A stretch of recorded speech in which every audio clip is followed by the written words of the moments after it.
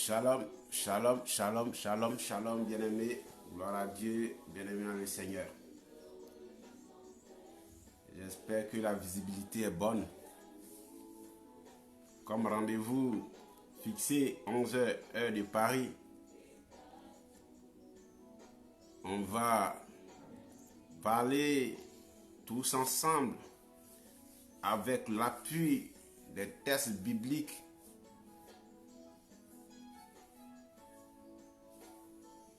les différentes sortes de serviteurs de Dieu, les catégories des serviteurs de Dieu. Et toi-même, tu vas voir de quelle catégorie tu es localisé.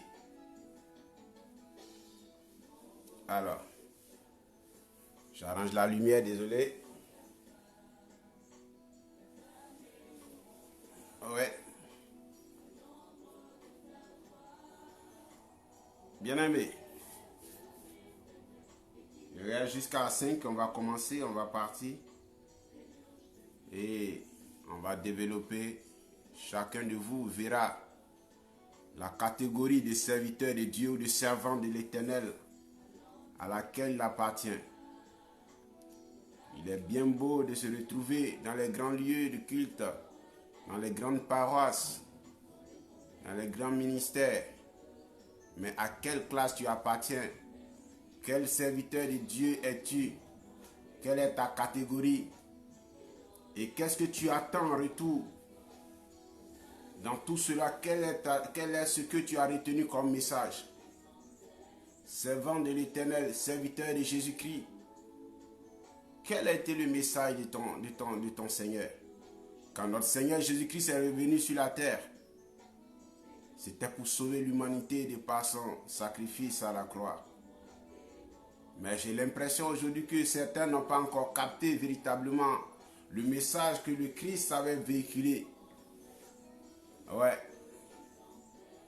Parce que le message pour lequel Christ était descendu sur la terre, c'est que quand tu vas dans le livre de Genèse 3, lorsque Ève a donné la pomme à son mari Adam, et que avant qu'il ne soit chassé du jardin, Dieu a demandé aux chérubins, aux anges, d'empêcher la main de l'homme de toucher à l'arbre de vie, afin qu'il ne soit pas éternel, afin qu'il ne soit pas immortel. Alors, bien-aimés,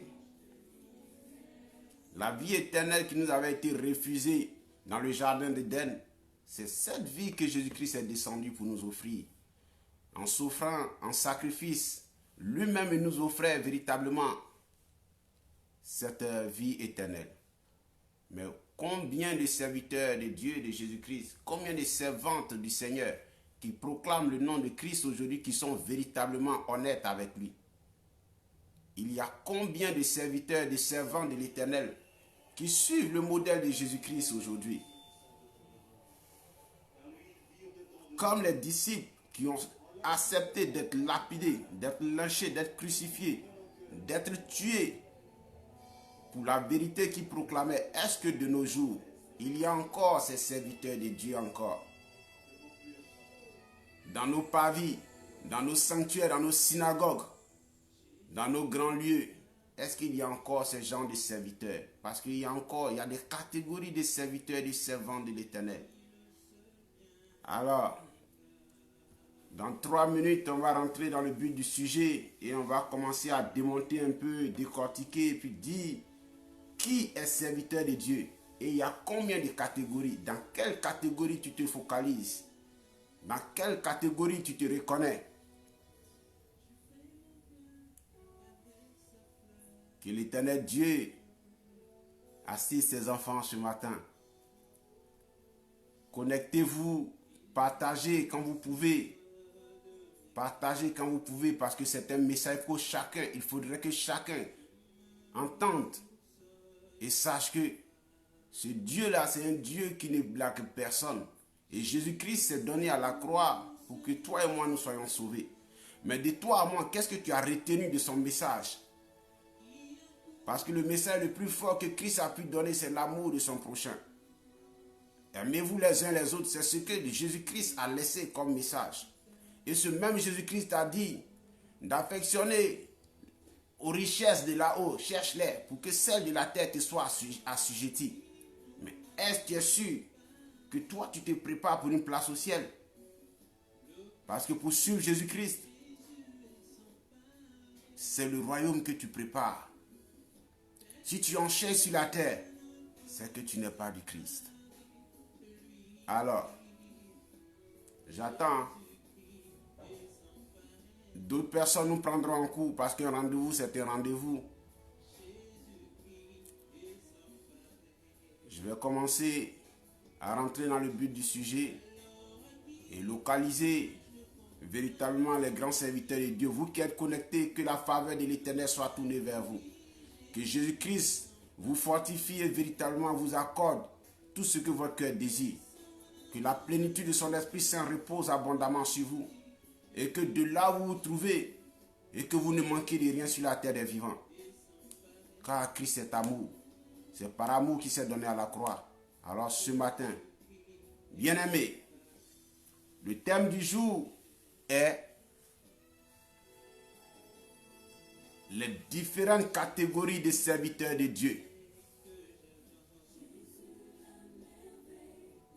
Selon mon analyse et selon ma remarque, moi je distingue les serviteurs de Dieu en 3 grandes catégories.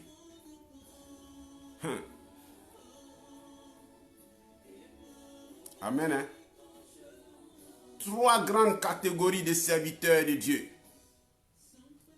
La première catégorie sont ceux qui servent Dieu en esprit et en vérité, dévoués âme, corps et esprit, se désintéressant des biens mondains et terrestres et affectionnant les choses divines venant du Père et les grâces que Jésus-Christ nous a promises. Ceux-là sont des serviteurs de Dieu. Alors cependant, quand on dit un serviteur de Dieu, c'est celui qui est uniquement au service de l'Éternel. Lui, il n'est pas celui qui travaille dans un bureau pour revenir faire l'œuvre de Dieu. Nous autres, on vous parle aujourd'hui, on est prophètes, mais on n'est pas encore serviteurs de Dieu.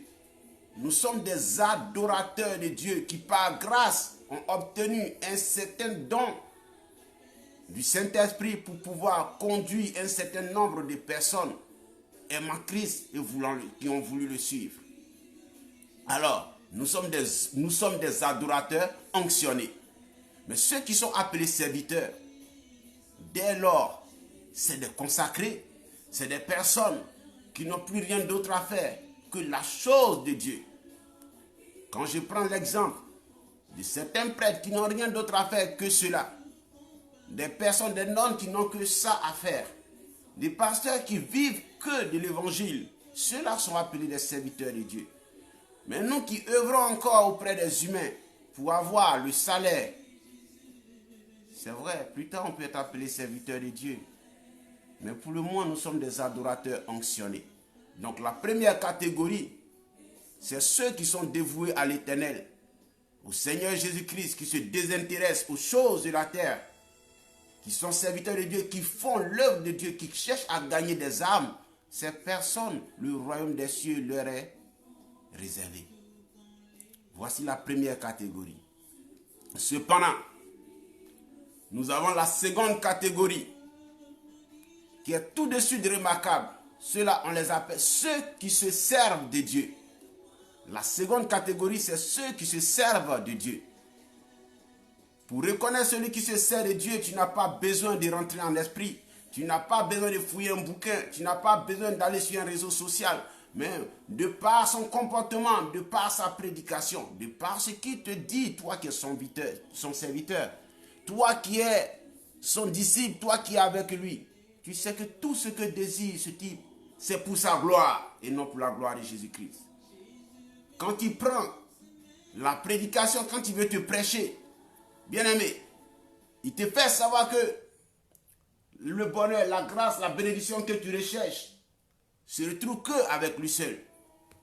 Mais ce que Jésus-Christ t'a gardé, toi, il t'a dit ta place est dans le ciel. Le chrétien fuit sa vocation. Le chrétien est fait pour appeler les hommes à la repentance, leur prêcher l'enlèvement, leur prêcher le royaume des cieux, sa gloire, leur prêcher tout ce qui est divin. Mais la richesse terrestre, c'est lorsque tu auras eu la faveur du ciel que ces choses te seront assujetties. Cependant, tu utilises une étiquette de serviteur de Dieu, de prophète de l'Éternel, de servant de l'Éternel. Alors, tu opprimes les enfants de Dieu. Tu vas jusqu'à les pousser dans leur retranchement, jusqu'à demander les richesses ce qu'ils peuvent posséder, de se déposséder de toi, de les octroyer. Bien-aimé, tu te sers de Dieu. Tu es sous la coupole de l'Éternel, mais tu fais ta propre politique. Que la miséricorde de Dieu soit sur nous ce matin. Donc la seconde catégorie des serviteurs de Dieu, c'est ceux qui se servent de Dieu. Cependant, la catégorie la plus grande est la troisième. Ceux de qui Dieu se sert. Bien-aimé, dans la catégorie de ceux de qui Dieu se sert, il y a encore deux divisions. Il y a la division des saints et il y a la division des démons. Mais ceux-là aussi, Dieu se sert d'eux. Je prends la première division, qui est la division des saints, c'est-à-dire la division des prophètes, des pasteurs, des prédicateurs. Lorsque tu es appelé au ministère prophétique, lorsque tu es appelé au ministère de la parole, dit la prédication, lorsque tu es appelé un berger, pasteur pour perdre un troupeau, alors bien-aimé, la faveur de l'Éternel est sur toi. Lorsque tu es toujours dans l'obéissance, l'Esprit Saint de Dieu est encore avec toi. Et quand tu manifestes, on voit le fruit de l'Esprit qui est sur toi. Et ceux qui sont avec toi voient la réalisation des produits, des miracles et l'onction de Jésus-Christ se refléter dans ta manière de faire. Cependant, tu es encore sous onction du Saint-Esprit de Dieu. Alors, cette première division, c'est à cette division qu'appartenait autrefois Saül. On te dit Saül avait été oint par Samuel. Dans le livre de 1 Samuel 10, on dit lorsqu'il est arrivé à Gibéa Elohim, il a croisé une troupe de prophètes. Et ensemble avec ces prophètes, il a commencé à prophétiser. Jusqu'à ce que le peuple d'Israël se demandait, est-ce que Saül est-il devenu prophète? C'est-à-dire en plus de l'onction de la royauté qu'il avait reçue, il avait aussi reçu l'onction prophétique de prophétiser, de voir les choses, les entendre en leur temps. Mais lorsque Saül est tombé en disgrâce devant la face de Dieu, cela a commencé par une rébellion, cela a commencé par une désobéissance. Un peuple amalécite qui avait été dévoué par interdit, un peuple entre lequel et Dieu il y avait déjà une guerre ancienne qui date de des milliers d'années. Il te dit ce peuple est dévoué par interdit. Lorsque tu rentres dans ce peuple, même un téton tu ne dois pas le laisser. Même un nourrisson, tu dois aussi finir avec cela. Alors, Saül par état d'avidité, par état de cupidité, par amour pour le matériel, par amour pour les vaches, par amour pour les richesses mondaines, Saül va les prendre, les brebis, les vaches, les ramener dans le troupeau d'Israël. Alors, quand cette désobéissance s'est fait constater par l'Éternel Dieu des armées, il enleva sa grâce sur Saül. C'est ainsi que tu vas voir dans le livre de 1 Samuel 16, 14, on te dit, l'Esprit de Dieu se retira de Saül et un mauvais esprit s'empara de lui. Bien-aimé, tu vas commencer à œuvrer. Tu vas bien commencer l'œuvre, le Saint-Esprit va t'utiliser. Mais lorsque tu rentres dans la désobéissance, le Saint-Esprit de Dieu va te quitter. Certaines personnes ne veulent plus perdre le manteau. Tu l'as connu en tant que quelqu'un de qui Dieu se servait de façon positive. Mais aujourd'hui, la honte a fait qu'il ne veut plus déposer le manteau. Il garde le manteau de prophète, il garde le manteau de pasteur, de prédicateur. Mais en réalité, le Saint-Esprit n'est plus en lui. C'est le mauvais esprit qui est rentré en lui. Parce que dès lors qu'il a convoité les richesses mondaines, le mauvais esprit de Dieu est rentré en lui. Alors, malheur à celui qui croit encore que le manteau qu'il voit est toujours le manteau d'Élie. Non, ce n'est plus le manteau d'Élie. Il a couvert le manteau de Saül, le manteau de Balaam, le faux prophète. Bien-aimé, dans cette catégorie de ceux de qui Dieu se sert, les prophètes, dans la classe des saints, la division des saints, les prédicateurs qui vont chercher les âmes dans les ténèbres pour les faire ramener à la lumière, pour que le royaume qui est dans le ciel, le royaume de notre Seigneur Jésus-Christ, soit rempli au dernier jour, pour qu'au jour de l'enlèvement, il y ait des âmes à gagner à l'Éternel. Cela, courage à vous, force à vous, que l'onction de l'Éternel encore s'amplifie en vous. Continuez à prêcher, dites ce qui est la vérité. Mais si pour la vérité vous devez être crucifié, mais si pour la vérité vous devez être lapidé, continuez à dire la vérité. Exhortez les peuples de Dieu et gagnez des âmes à l'Éternel. C'est un bonus que vous aurez. Le matériel, vous allez l'assujettir. Les biens seront à vos pieds. Car je reconnais une chose. Lorsque un esprit supérieur est en toi, lorsque le Saint-Esprit de Dieu est en toi, tu ne forces rien. Tu ne forces rien. Tout est donné en son temps.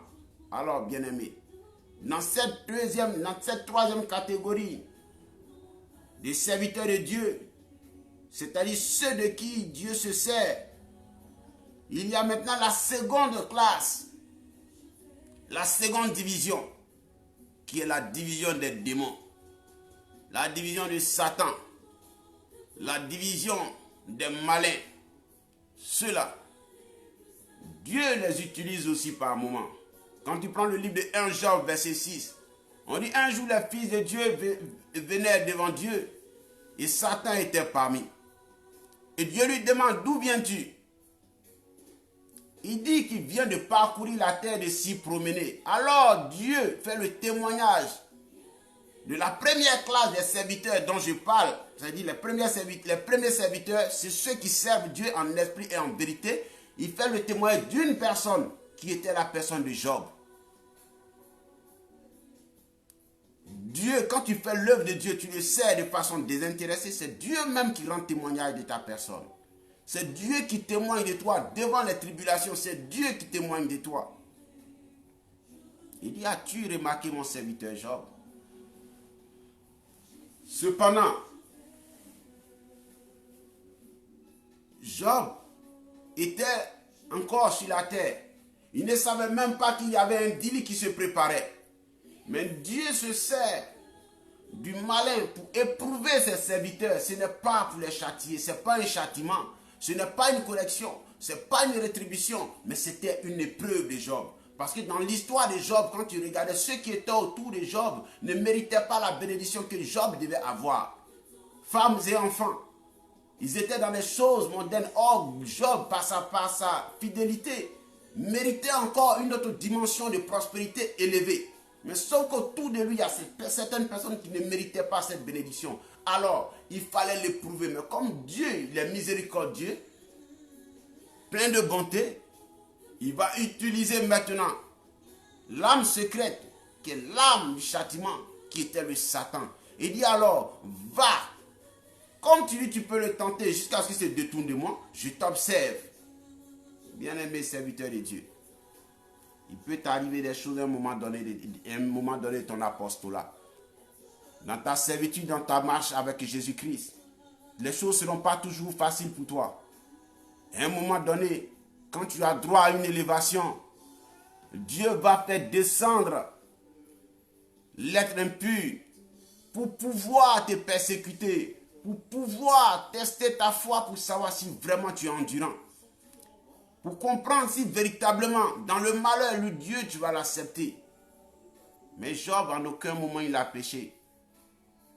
Et quand tu prends le livre d'Ézéchiel 14, à partir du 12 même jusqu'à 14, Dieu témoigne encore de ces 3 personnes qu'il a trouvées juste dans la Bible. Il y a beaucoup qui ont manifesté son esprit. Il y en a qui l'a appelé ami. Mais il y a 3 justes dont témoigne la parole de l'Éternel dans le livre d'Ézéchiel 14, 12 à 14. Il te parle de Daniel, il te parle de Job et il te parle de Noé. Parce qu'au temps de ces personnes, il s'est passé tellement de choses. Mais en aucun moment ils ont péché contre Dieu. Ils ont gardé la foi zen et ils sont restés sereins. Bien-aimés. La classe des impurs, où Satan viendra pour te châtier. Ne vois pas le méchant, mais vois que la main de Dieu est en train de te purer pour faire de toi un serviteur élevé, pour faire de toi une servante élevée. Si tu as pu tenir à ces choses, dis-toi, de ce lieu-là, où tu étais celui de qui Dieu se sert, Dieu va te façonner pour te faire de toi un serviteur qui le sert en esprit et en vérité. C'est de la 3e classe de qui Dieu se sert. Dieu va te prendre et va faire de toi de celui qui est son serviteur.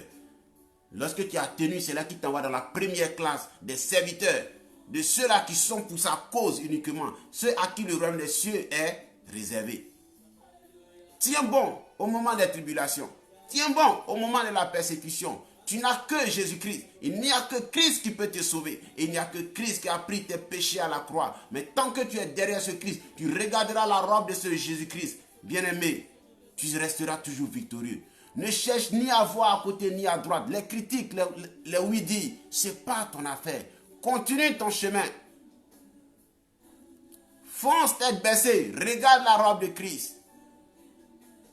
De l'état de celui de qui Dieu se sert, tu deviendras celui qui sert Dieu en esprit et en vérité, comme le dit dans le livre de Matthieu. Car le nom qui sauve, c'est Jésus-Christ. Cependant, bien-aimés, nous avons parlé des 3 grandes catégories de serviteurs de Dieu. Il y a ceux qui servent Dieu en esprit et en vérité. Il y a ceux qui se servent de Dieu, qui sont des commerçants. Et il y a ceux de qui Dieu se sert, qui sont des canaux pour que Dieu puisse manifester sa gloire. Il y a cependant un groupuscule de personnes qu'on appelle les agents. Leur nom, c'est les agents dans la maison de Dieu. Ceux qui sont faits pour les critiques. C'est-à-dire, ils servent tout le monde. Quand vous venez, ils sont dans la maison de Dieu. Quand ils trouvent Paul, est-ce que tu sais ce que Pierre a dit? Est-ce que tu sais ce que l'autre a dit? Ceux-là, c'est les agents indirects du diable, du malin. Ils sont aussi des agents indirects de Dieu pour savoir si l'évangile qu'on t'a prêché est vraiment rentré dans ton cœur. Si l'évangile qu'on t'a prêché, tu l'as écouté, parce qu'on t'a dit de ne pas écouter les critiques et les murmures. Or, dans la maison de Dieu, quand on prend, bien aimé, on prend sur 100 personnes dans une maison de Dieu, on va trouver dedans, il y a 35 qui ont les murmures, les critiques, les oui-dis, les mensonges. Mais toi, tu es venu dans la maison de Dieu. Tu es venu suivre Jésus-Christ. Ce n'est pas la parole de celui qui murmure à côté de toi pendant que la prédication est en train de se passer. Ce n'est pas lui là qui va t'envoyer au ciel. Écoute la parole qu'on te prêche et suis-la. Mets-la en pratique. Ton voisin te distrait parce que lui, il est arrivé à son terminus. Toi, c'est maintenant que tu commences ta marche avec Jésus-Christ. Peu importe ton rang, parce que tu n'es pas encore arrivé au ciel. Le temps de l'enlèvement n'est pas encore arrivé. Bien-aimé. Quand tu arrives à la maison de l'Éternel, écoute ce que la parole de ton Seigneur Jésus-Christ a dit. Il a d'abord demandé l'amour de son prochain. Il t'a demandé d'être dans la vérité pour que tu aies la vie éternelle. La vie qui nous avait été refusée dans le jardin autrefois. C'est cette vie-là encore qu'il t'offre. Il te dit, si tu me suis, tu auras la vie éternelle. Mais les gens sont tellement pressés qu'ils ne veulent pas la vie éternelle. Ils veulent la vie éphémère avec le matériel, les choses de cette terre, les choses d'ici-bas. Mais bien aimé, à quel moment tu vas te rendre compte que celui que tu suis a laissé un message? Jésus-Christ t'a pas promis une richesse terrestre. Il t'a promis les choses du ciel. Accepte-les, poursuis-les, attrape-les. Et celles de la terre vont te respecter. Quand tu es un esprit supérieur, tout genou fléchit devant toi. Que la paix de Dieu soit avec vous ce matin. Servante, serviteur de l'Éternel, que Jésus-Christ te fortifie ce matin. Que ton nom soit gravé sur un des sièges qu'il a gardés auprès du ciel. Les cieux des cieux ne peuvent contenir la gloire de Jésus-Christ. Il est le maître absolu de l'univers. C'est lui qui règne en maître. Ce siècle présent est son siècle. Ce millénaire présent est son millénaire. C'est lui qui domine sur terre, sous terre, dans les cieux et au-delà de tout l'univers. Ce que tu ne peux comprendre, il n'y a que Christ seul qui peut t'enseigner. Quand tu entends parler de l'évangile, cours et va vers l'évangile. Et prends l'évangile, grave l'évangile dans ton cœur. Ne te détourne point, ne te détourne jamais de l'évangile. Dans la voie qui mène à la servitude avec Jésus-Christ, le chemin de Christ n'est pas un chemin facile. Mais si tu es faible, bien-aimé, tu risques d'aller en perdition. Mais il y a une tranche de personnes qui sont mauvais. Sinon cette tranche, elle est mauvaise. Les mauvais conseillers. Les mauvais conseillers qui sont auprès du roi. J'ai pris l'exemple dans le livre de 1 Samuel 16, à partir du 15e verset. C'est-à-dire, quand le mauvais esprit s'est emparé de Saül, ses serviteurs lui ont dit: ô roi, le mauvais esprit de Dieu est rentré en toi, le Saint-Esprit n'est plus en toi. Mais nous connaissons quelqu'un qui peut jouer de la harpe avec ses doigts afin de pouvoir apaiser cet esprit pour que tu gardes toujours la royauté. Bien-aimé, l'orgueil n'a point habité Saül. Il a demandé à ce qu'on lui ramène cette personne, de sorte qu'il soit délivré. Serviteur de Dieu, loin de l'Éternel, certainement, tu sais que le Saint-Esprit t'a quitté. Si des solutions te sont proposées, bien-aimé, attrape-les, saisis l'occasion. Tu peux encore être délivré. Tu peux encore être délivré. Ton vêtement peut être encore lavé. Mais que l'orgueil ne fasse pas que ton âme aille dans les ténèbres. Que l'orgueil ne fasse pas que ton âme aille dans les ténèbres. Car autour de toi, ceux qui te disent tout ce que tu fais bon sont tous des hypocrites, bien-aimés. Celui qui aime ton affaire te dira ce qu'il en est et te donnera une porte de sortie. Il ne te dira pas vas-y, vas-y, vas-y. Non, il n'y a pas un chemin où tout aplani sans obstacle. Celui qui te dira attention, tu pars, mais fais très attention. Celui-là sait, il veut ta bonne marche. Que Dieu te fortifie ce matin. Alors bien-aimé, je veux que dans tous les commentaires vous allez mettre quelle est la catégorie de serviteurs de Dieu à laquelle tu veux appartenir. Tu es servant de l'Éternel, serviteur de Dieu, de Jésus-Christ. Ou tu veux être celui ou celle qui se sert de Dieu pour grossir son ventre. Ou tu veux être la personne là qui veut se servir du nom de Jésus-Christ en allant prendre des pouvoirs occultes pour montrer que, ou en mettant en scène des scénarios pour faire des semblants de faux miracles, pour montrer que tu es dimensionné, pour que tu remplisses les salles et tu remplisses les poches. C'est cette personne que tu veux être. Ou tu veux être la personne de qui Dieu se sert et qui reste véritablement en présence de Dieu dans l'obéissance pour conserver le don, pour avoir accès au royaume. Ou à quelle classe veux-tu appartenir? Ce matin, je prie que la faveur de Dieu se tourne vers toi. Ce matin, je prie que le Seigneur Jésus-Christ écrive ton nom sur une des places dans le ciel. Je prie ce matin que lorsque de ton cœur, tu vas crier à l'Éternel, que Jésus-Christ honore son vœu et sa promesse envers toi. Je prie ce matin que ton cœur ne se tourne point vers les richesses mondaines qui vont t'envoyer à la perdition. Je prie ce matin que ton âme ne soit pas vendue au diable. Je prie ce matin que ton âme ne soit pas tournée vers les richesses pourries de la terre, car c'est des richesses périssables. Je prie ce matin que tu aies un esprit supérieur de Jésus-Christ. Que tu aies un esprit supérieur en Jésus-Christ. Je prie pour toi ce matin, bien-aimé. Que Jésus-Christ te prenne par la main et qu'il te lève et qu'il te fasse asseoir auprès du Père, où lui-même aussi il est assis, car tu es appelé co-héritier avec Christ. Que ta part soit auprès de notre Seigneur Jésus-Christ. Que ta part au jour de l'enlèvement, tu ne sois pas dans les ténèbres, par état d'avidité ou par état de cupidité. Que le mensonge quitte ta vie. Que l'amour des choses du monde quitte ta vie. Je fléchis genoux ce matin, je me tiens à la brèche. Et je te prêche cette parole de vérité et de vie. Tu reçois Jésus-Christ ce matin dans ta vie et ta vie est délivrée de tout. Je te prêche maintenant la vie de Jésus-Christ. Tu le suivras et tu auras le royaume des cieux. Car ce royaume, c'est lui qui domine. Amen. Que les autels de Baal ne te séduisent point.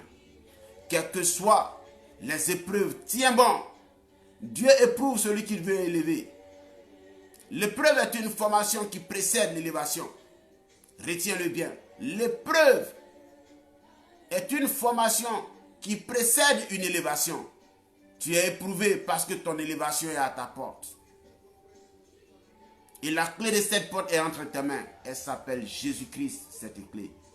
Ouvre la porte. Va, ton élévation s'y trouve. Ouvre cette porte avec Jésus-Christ. Ton élévation s'y trouve. Bien-aimé, je prie ce matin que tu restes béni. Je prie ce matin que ton âme soit sauvée. Je prie ce matin que ton être entier soit illuminé. Que la lumière de l'Éternel se fasse luire sur toi. Et que tu ne manques de rien sur la terre des vivants. Reste et demeure béni dans le nom puissant de notre Seigneur Jésus-Christ. Amen. Au nom de notre Seigneur Jésus-Christ, j'ai prié pour vous.